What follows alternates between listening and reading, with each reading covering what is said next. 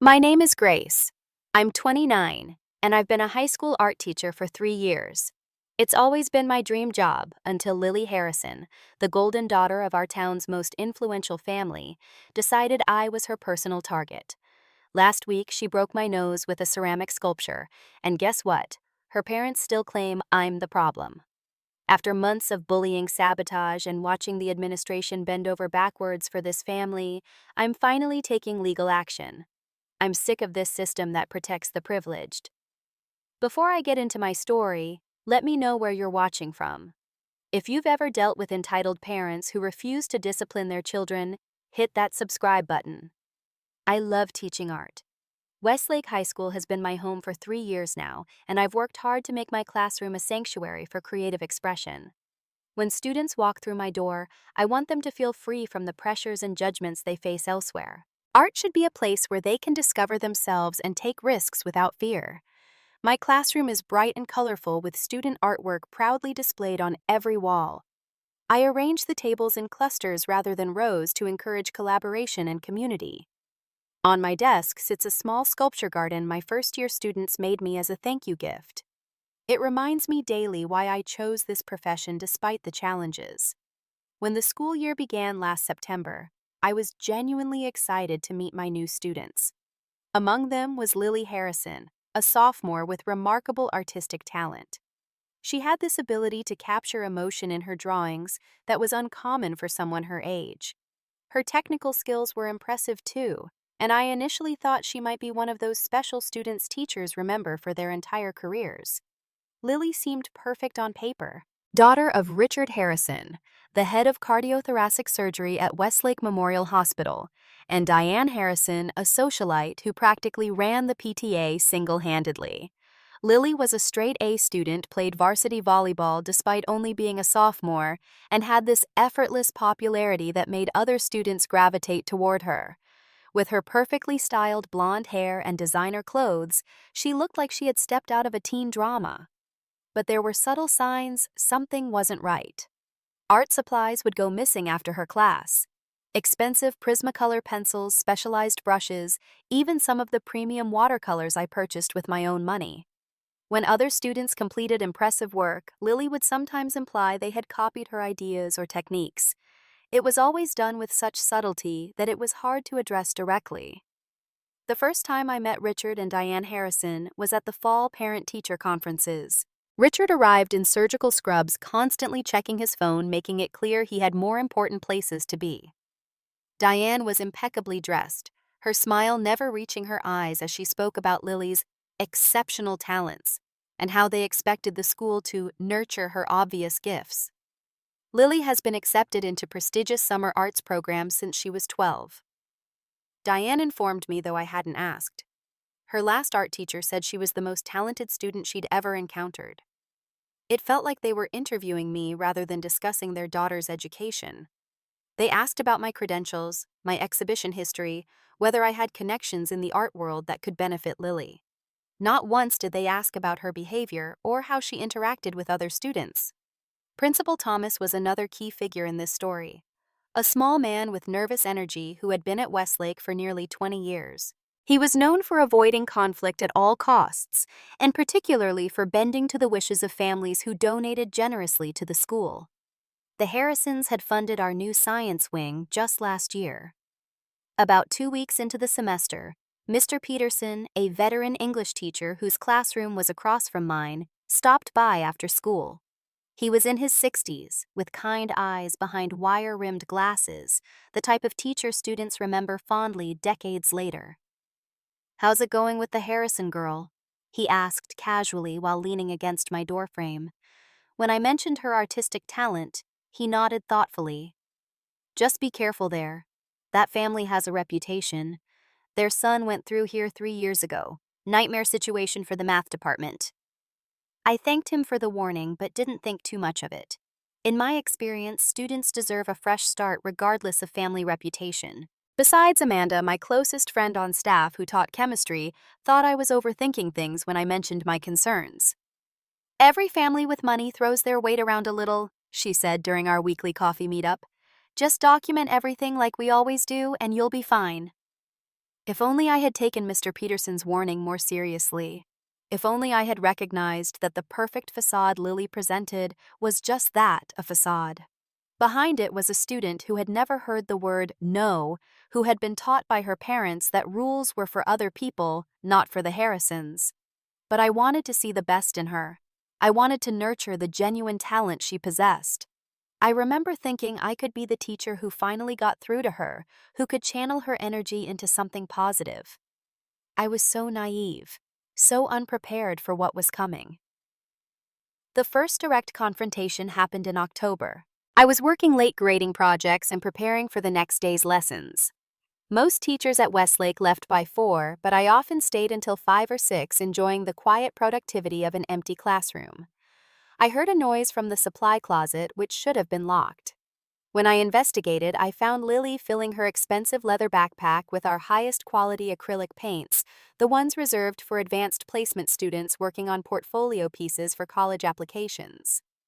"Lily," I said calmly, trying not to jump to conclusions. "Those supplies aren't for general student use. Is there a specific project you're working on that requires these materials?"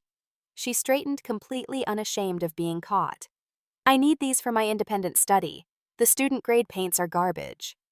If you need specific materials, there's a request process. These are allocated for the AP students who, my parents donate more to this school in a year than you make in salary." She interrupted, her voice cold. "I think I'm entitled to use whatever supplies I need to develop my talent.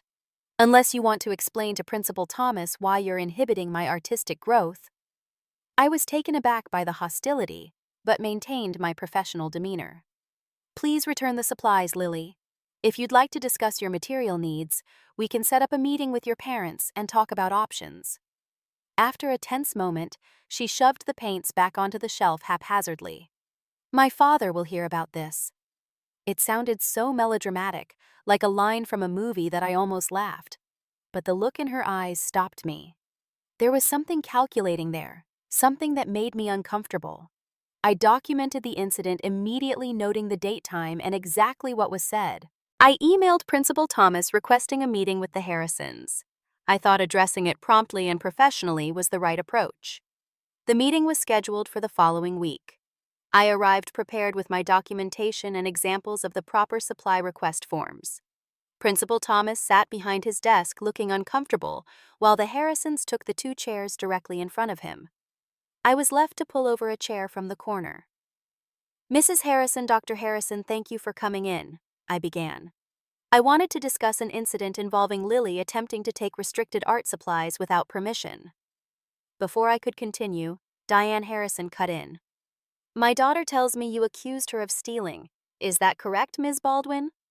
"I didn't use that word," I clarified.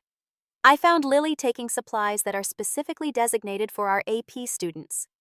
"And did you consider that my daughter's talent might warrant access to those supplies?" Richard Harrison spoke for the first time, his tone suggesting I was wasting his valuable time. "Lily has been recognized by the Regional Youth Arts Council. She's hardly your average student." Principal Thomas cleared his throat. "The Harrisons make a good point, Grace. Perhaps we could make an exception for Lily given her exceptional abilities." I felt like I was taking crazy pills. "With all due respect, we have a process for supply allocation that applies to all students. If we make exceptions, it creates problems with inventory management and budgeting, not to mention it's unfair to other talented students who follow the rules." "Are you suggesting my daughter is lying about her needs?" Diane's voice had a dangerous edge. "Not at all. I'm suggesting that all students, regardless of their talent level, need to follow the same procedures." Richard Harrison leaned forward. "Principal Thomas, we've been very generous with this school because we believed it provided the right environment for our children. If that's no longer the case..." The implied threat hung in the air. Principal Thomas practically tripped over himself to reassure them. "I'm sure we can work something out.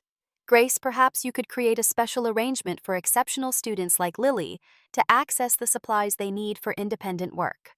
And just like that, my authority in my own classroom was undermined. The meeting ended with me being instructed to provide Lily with whatever materials she requested, with the supply costs coming out of my already stretched departmental budget. After the Harrisons left, Principal Thomas avoided my eyes. They're important people in this community, Grace. Sometimes we need to be flexible. Flexible about theft? I asked incredulously. That's a very serious accusation, he said sharply. One I suggest you don't make again without absolute proof. The Harrisons could make things very difficult for you if they chose to.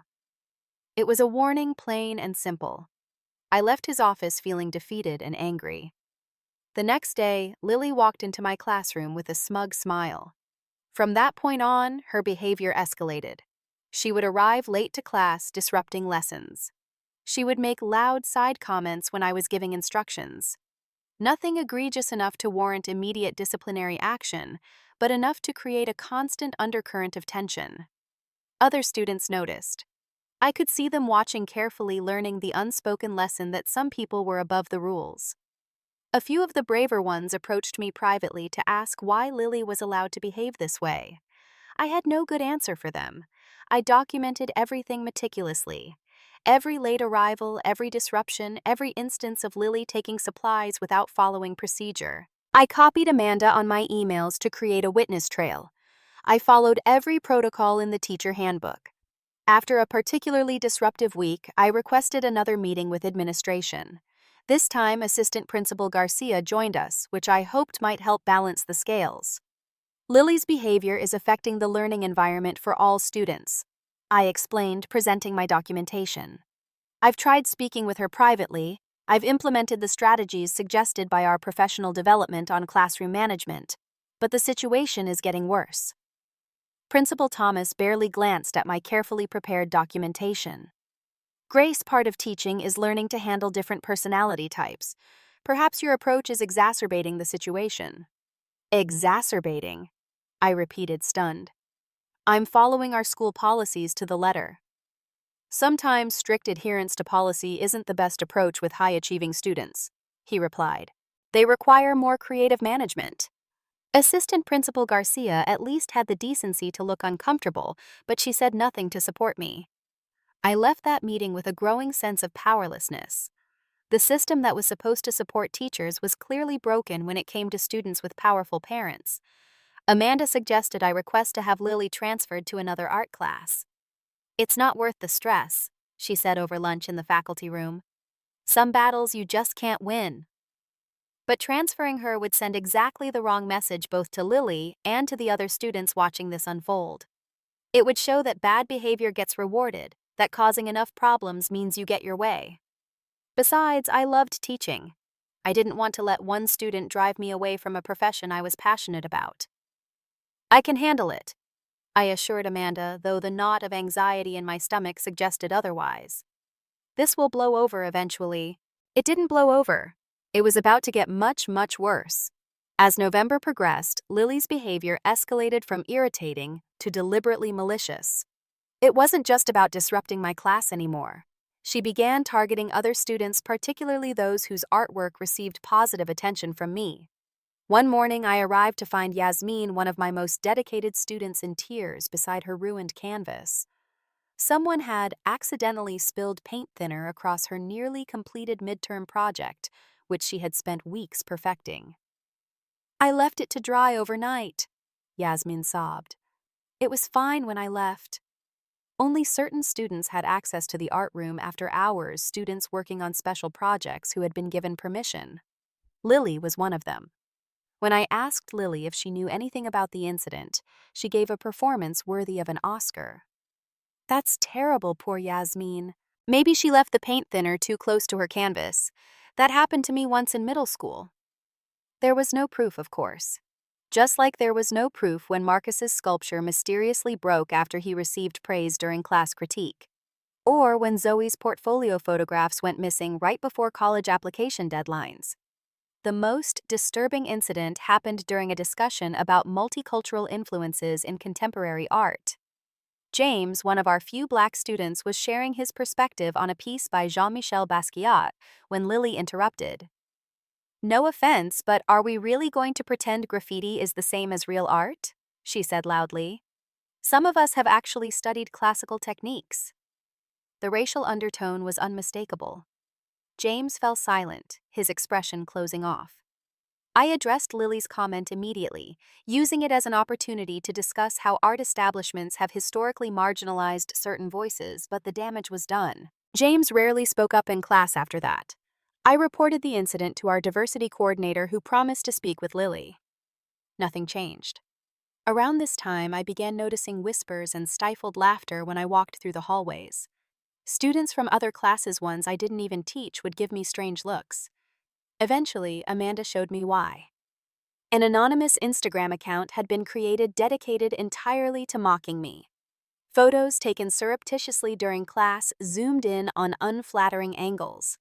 Comments about my clothes, my hair, speculations about my personal life. In one particularly humiliating post, someone had photoshopped my face onto a cartoon character having a meltdown with the caption, "Ms. Baldwin when someone breathes near the expensive paint."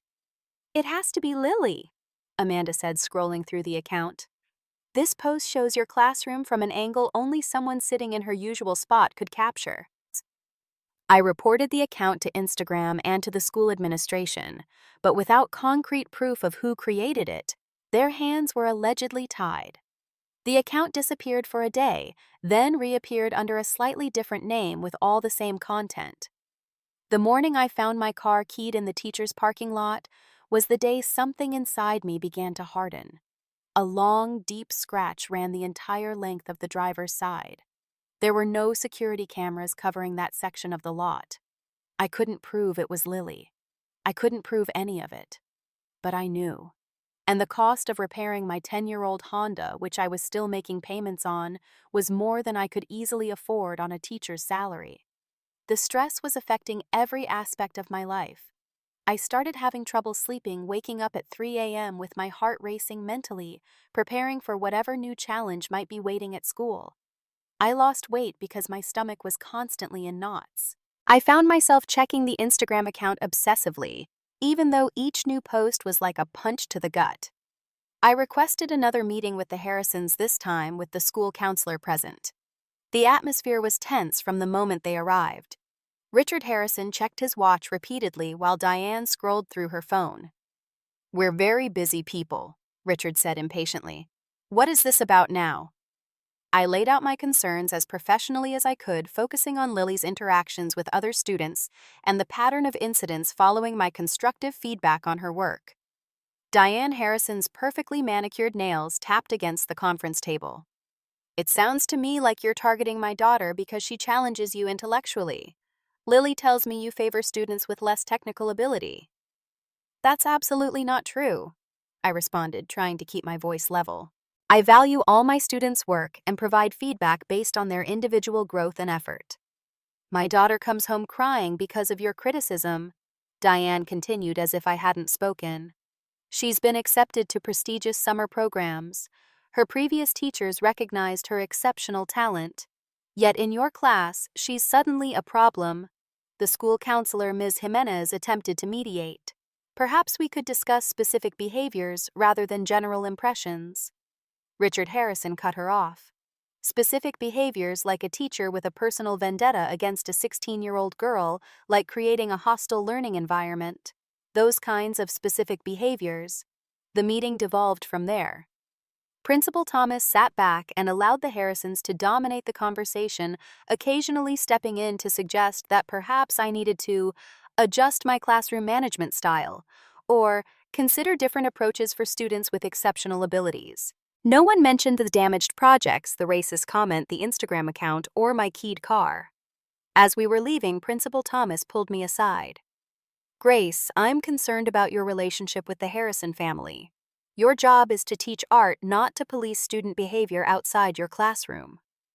"What about my responsibility to create a safe environment for all my students?" I asked. "What about protecting their work and their right to learn without intimidation?" He sighed as if I was being deliberately obtuse. "Document any incidents that occur in your classroom. Beyond that, I suggest you focus on your teaching and let administration handle discipline." I reached out to my union representative that evening, explaining the situation and my growing concerns about both Lily's behavior and the administration's response. "Document everything," she advised, echoing what I was already doing. Be extremely careful about how you interact with this student. Given the parents' apparent influence with administration, they could potentially make a case for harassment if you focus too much attention on their daughter. The idea that holding a student accountable could be twisted into harassment made me sick to my stomach. But I took the advice to heart, being meticulously professional in every interaction with Lily, while continuing to document each incident. The tension came to a head at the Winter Fundraiser, an annual event where student artwork was auctioned to raise money for the arts program. As department head, I was required to attend mingling with parents and community members who might bid on student work or make donations. I was speaking with a local gallery owner about potentially hosting a student exhibition when Diane Harrison approached, champagne flute in hand. "Ms. Baldwin," she said with a cold smile, "I was just telling Superintendent Wilson about our concerns regarding the art program this year." The superintendent, a tall man with a politician's smile, nodded at me. "The Harrisons are valued supporters of our district. I heard the budget committee is reviewing staff positions for next year." Diane continued, her meaning unmistakable. "Such difficult decisions to make. Not everyone can be retained, I imagine." It was a threat, plain and simple.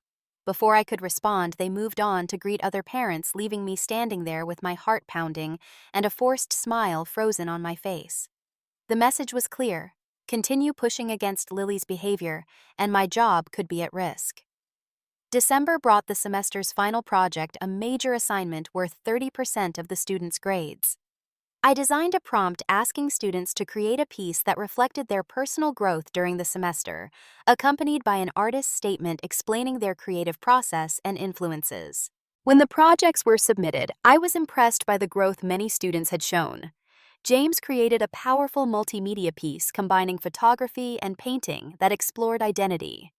Yasmin's watercolor series showed remarkable technical improvement. Even students who struggled with technical skills had produced thoughtful, personally meaningful work. Then I came to Lily's submission. It was technically flawless, a striking portrait executed with precision and skill. But something about it seemed familiar in a way I couldn't immediately place. I photographed the piece and did a reverse image search online. Within minutes, I found the source. Lily had copied almost exactly a painting by an emerging New York artist whose work had been featured in a small gallery show earlier that year. It wasn't a major artist whose work would be immediately recognizable, which made the plagiarism all the more calculated. This wasn't subjective or ambiguous. This was clear academic dishonesty with irrefutable proof. I carefully documented the original artwork, including the artist's name, gallery information, and date of exhibition. I created a side-by-side comparison showing the undeniable similarities. I followed school protocol, precisely submitting my findings to Principal Thomas and requesting a formal academic review before grades were finalized. Principal Thomas looked deeply uncomfortable when I presented the evidence in his office. "This is a serious accusation, Grace." "It's not an accusation, it's documentation of plagiarism," I corrected him. "The school policy on academic dishonesty is clear. This warrants a failing grade for the project at minimum." He stared at the side-by-side images I'd prepared. "Let me speak with the Harrisons before we proceed. Perhaps there's an explanation." What possible explanation could there be? This is textbook plagiarism. "Artists are influenced by other artists all the time," he said weakly. Perhaps Lily was paying homage. Without attribution, without mentioning the original artist anywhere in her statement, that's not homage, that's theft of intellectual property. He promised to address it and set up a meeting with the Harrisons for the next day. I wasn't invited. 2 days later, Principal Thomas informed me of the decision. Lily would be allowed to submit a new project after winter break. No academic dishonesty would be recorded in her file. The plagiarism would be treated as a misunderstanding about the assignment parameters. "This is completely unacceptable," I said, my voice shaking with anger. "What message does this send to other students that rules don't apply if your parents donate enough money?" The Harrisons explained that Lily was inspired by the artist's work, but didn't understand she needed to cite her influences. It was an educational opportunity, not a disciplinary issue. She submitted it as entirely her own work, Her artist statement claimed it was an original exploration of identity through portraiture. That's not a misunderstanding, that's deliberate deception. I've made my decision, Grace, he said firmly, and I'm concerned about your apparent fixation on this student. It's becoming inappropriate. The next day, I found a formal letter of reprimand in my school mailbox citing unprofessional conduct in targeting a student and failure to maintain positive educational relationships. It would be placed in my personnel file, potentially affecting future evaluations and advancement opportunities. It felt like I was living in some alternate reality where up was down and wrong was right. I showed the letter to my union representative, who agreed it was inappropriate, but warned that fighting it might lead to more serious consequences given the apparent alliance between administration and the Harrison family. Word spread quickly among the faculty. Teachers who had previously been friendly became distant. Conversations would stop when I entered the staff room. No one wanted to be associated with the teacher who had crossed the most influential family in the district. Only Amanda remained steadfastly supportive. "This is insane," she said when we met for coffee off campus away from prying ears. "Everyone knows you're being railroaded."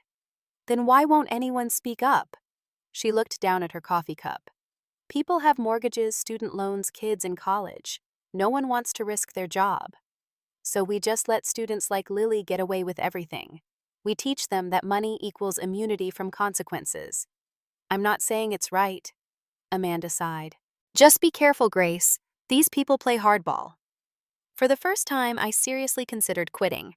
I loved teaching, loved opening students' minds to the possibilities of artistic expression, loved watching them discover their own creative voices, but the stress was taking a physical toll. I was experiencing regular migraines, something I'd never dealt with before. I wasn't sleeping. I'd lost enough weight that my clothes hung loosely on my frame. But quitting felt like letting Lily win.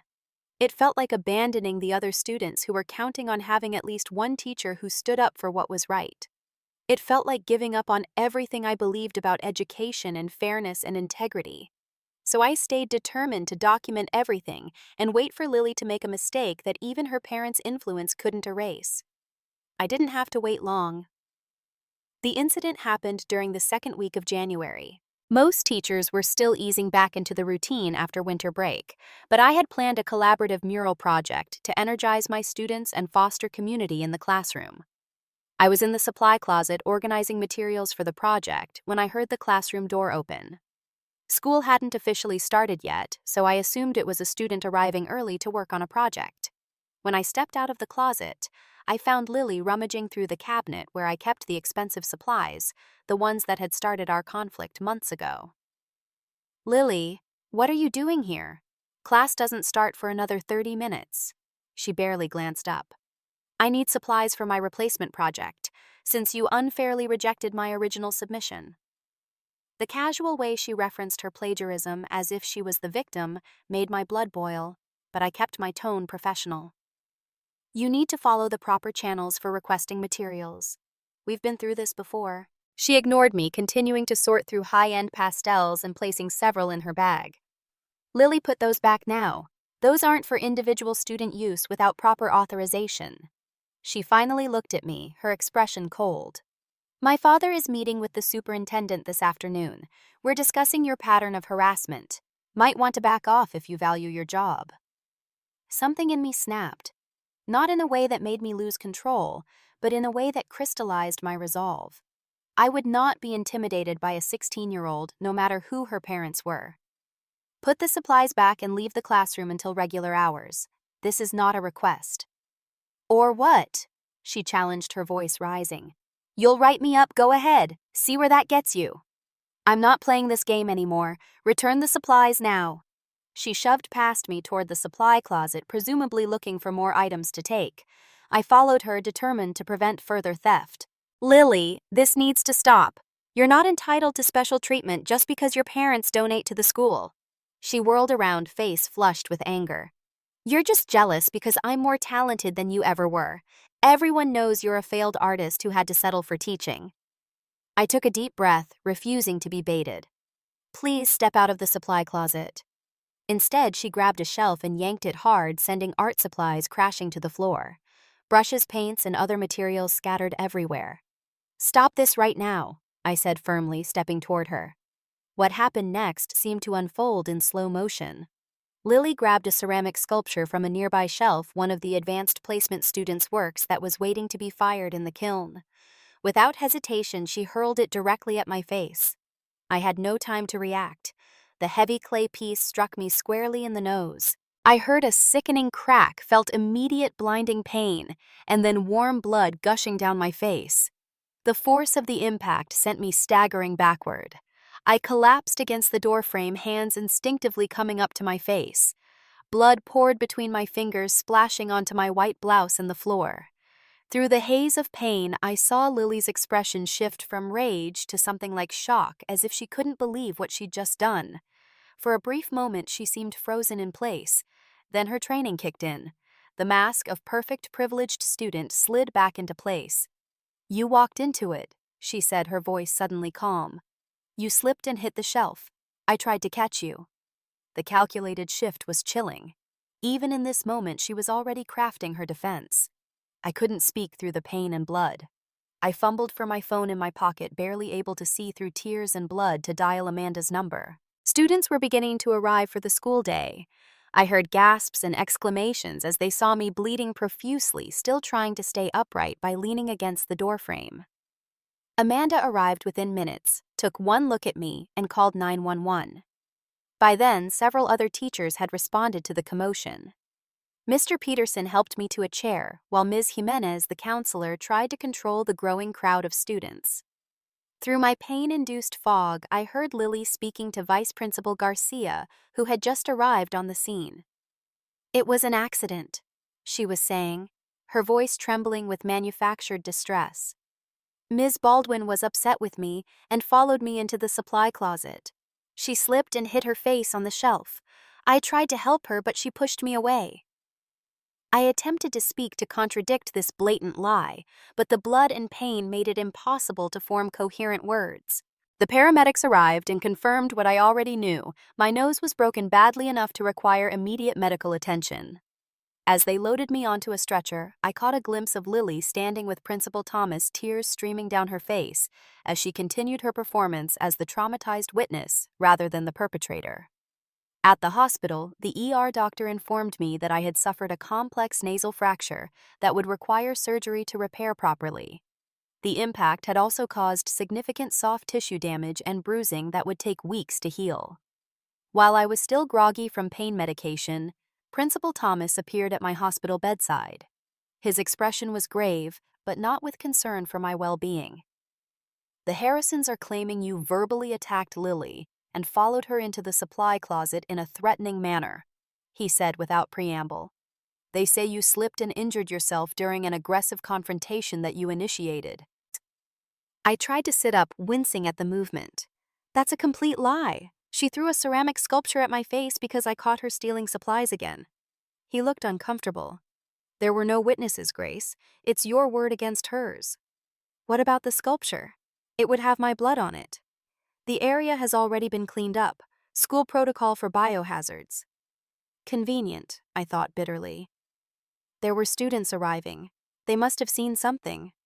Most arrived after you were already injured. The few who were there early report seeing Lily trying to help you while you were bleeding. I couldn't believe what I was hearing. "Are you seriously suggesting I broke my own nose, that this was somehow my fault?" "I'm not suggesting anything," he said carefully. "I'm informing you that the Harrisons have already retained legal counsel. They're considering filing a complaint alleging you created a hostile educational environment and then attempted to intimidate their daughter when she arrived early to work on a project." The injustice was so staggering I almost couldn't process it. "I need you to leave now," I said, my voice shaking. "And I'll be filing a police report about this assault." His expression hardened. "I would strongly advise against that, Grace. Making false accusations could seriously impact your career." "Get out," I repeated, pressing the call button for the nurse. "We're done here." After he left, I broke down sobbing, the movement making the pain in my face even worse. How had things gone so terribly wrong? How was it possible that I could be assaulted by a student and somehow end up being portrayed as the aggressor? The next day, still heavily medicated and with my face swollen and discolored, I gave my statement to a police officer. I was placed on medical leave pending surgery to repair my nose. The doctor estimated I would need at least 3 weeks for initial recovery.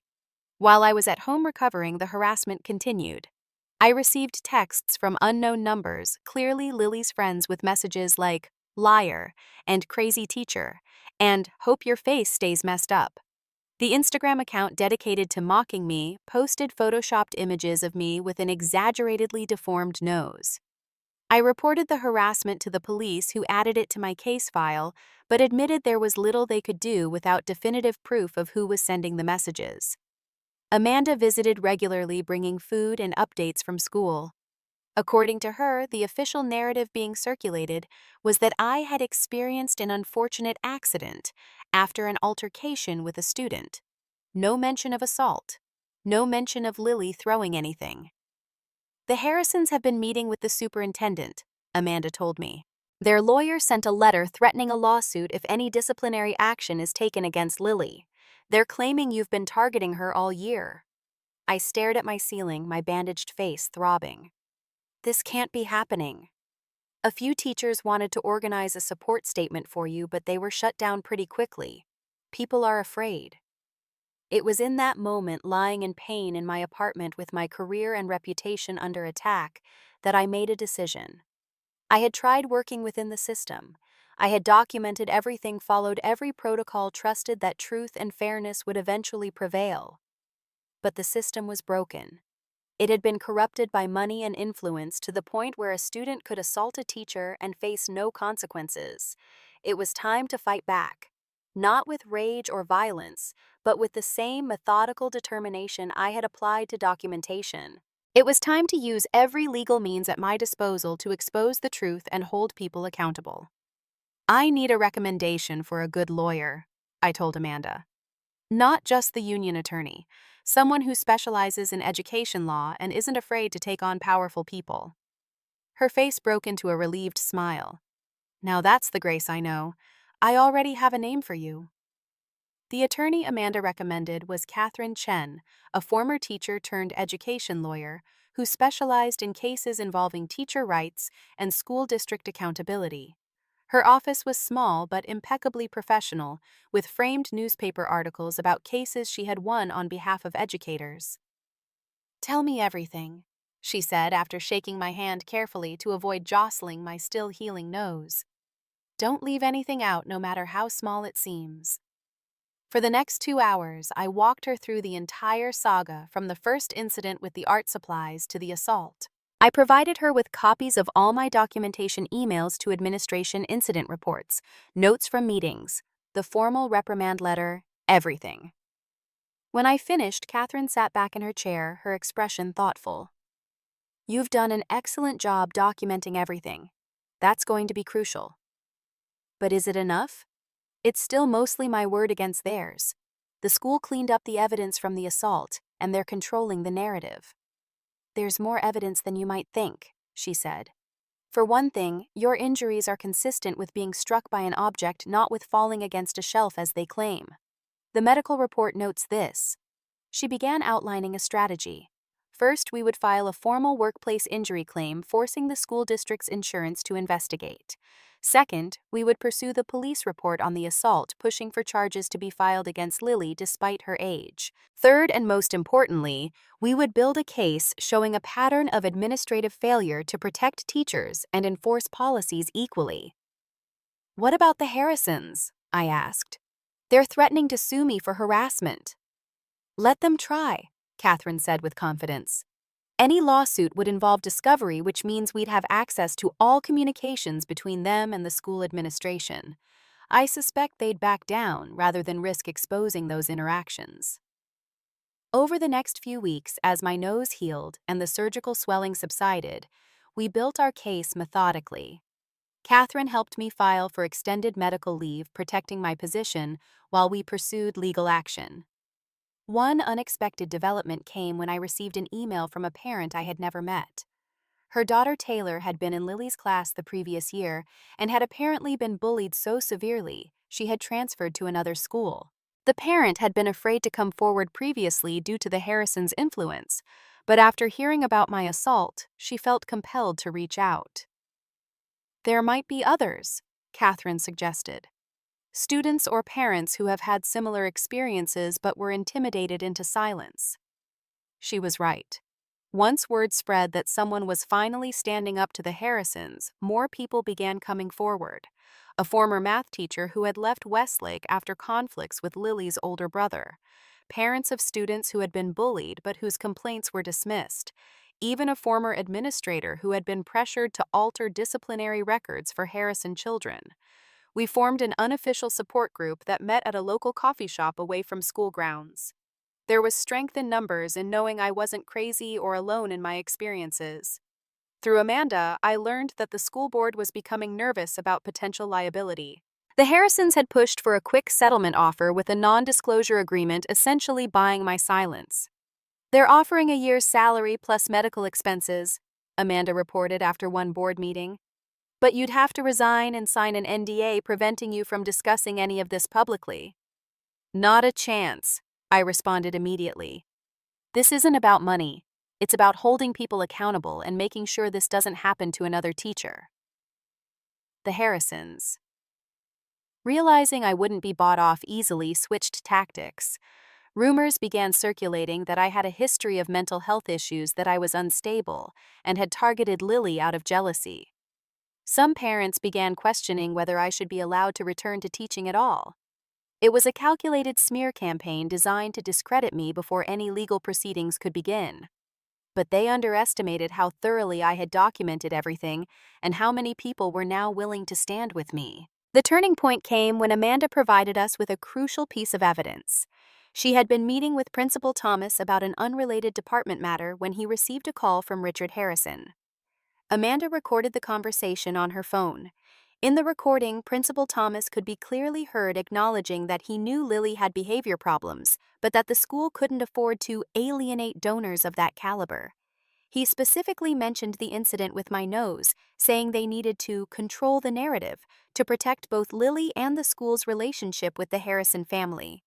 The recording wasn't legally obtained, so we couldn't use it in court, but it provided us with specific information we could then request through official channels.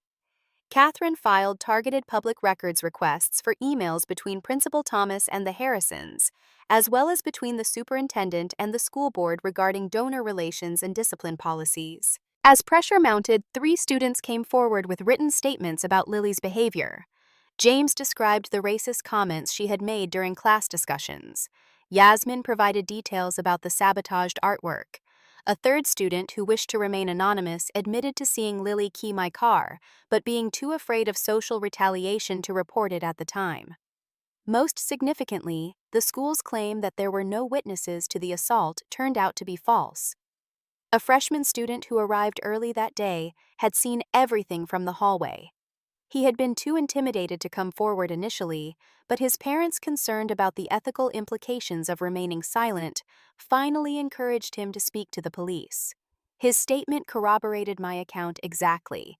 He had clearly seen Lily throw the ceramic piece at my face in a fit of rage, not the accident the Harrisons had claimed. With this new evidence, the district attorney's office finally agreed to pursue assault charges against Lily, despite her juvenile status.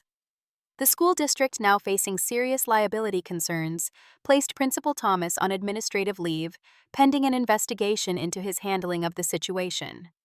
As the court date approached, the Harrisons made increasingly desperate attempts to silence witnesses.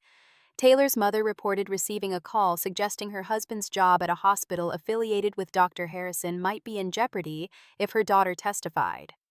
The freshman witness's family found their car tires slashed the week before his scheduled deposition. But these intimidation tactics only strengthened our resolve and provided additional evidence of obstruction. The final piece fell into place when the school's IT department, responding to a formal discovery request, recovered deleted security footage from the hallway outside my classroom. While the camera didn't show the inside of the supply closet where the assault occurred, it clearly showed Lily entering my classroom alone, contraband supplies visible in her hands when she left, and no signs of me acting aggressively or following her as she had claimed. Faced with mounting evidence and the prospect of public court proceedings that would expose their behavior, the Harrisons finally backed down. Their attorney approached Catherine about a settlement that would avoid trial. "We won't sign any NDA," I insisted when Catherine presented their offer. "The truth needs to be public, so this can't happen to someone else." In the end, the court ruled entirely in my favor. Lily was issued a restraining order preventing her from coming within 500 feet of me.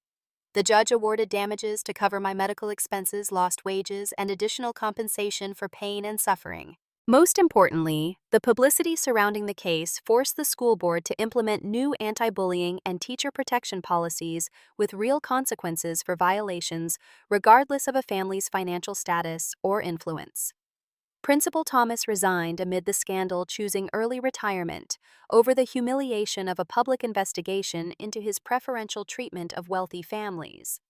The Harrisons transferred Lily to an exclusive private school across the state, but not before she was ordered to complete 200 hours of community service. Their public apology, clearly crafted by their attorney, expressed regret for the unfortunate situation, without actually admitting any wrongdoing. In private, they remained bitter and unrepentant, maintaining that I had somehow provoked their daughter.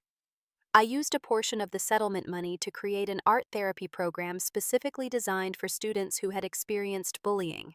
The program provided a safe space for creative expression and healing, turning my traumatic experience into something positive for vulnerable students. The road to recovery wasn't easy. I worked with a therapist to process the trauma of the assault and its aftermath. There were days when the anxiety was overwhelming, when I questioned whether returning to teaching was worth the potential risks. But I loved teaching too much to let fear win. With the support of a new, more ethical administration, I returned to my classroom at Westlake the following year. Many of my former students returned as well, including James and Yasmin, who had created a welcome back banner that hung in the art room for the entire semester. 1 year after the assault, I stood in my classroom surrounded by student artwork, my nose healed but slightly crooked despite the surgery, a permanent reminder of what I had endured. But I was different now, stronger in ways I never would have chosen, but was nevertheless grateful for. I had learned that documentation is power, that systems designed to protect can sometimes be corrupted, but can also be reformed when brave people stand together. That speaking truth, even when it's difficult and frightening, is always the right choice in the long run. Most importantly, I learned that I had to stand up for myself before I could effectively stand up for my students. By refusing to be silenced, I showed them what courage looks like in the face of intimidation and injustice. Have you ever had to stand up against a broken system that protected the privileged? If my story resonated with you, please share your experiences in the comments below. Remember that documentation is your strongest ally in situations like these, and you're never as alone as they want you to believe. Hit like and subscribe if you believe in accountability for everyone, regardless of wealth or status. Thank you for listening to my story, and remember, sometimes the strongest act of self-care is refusing to be silenced.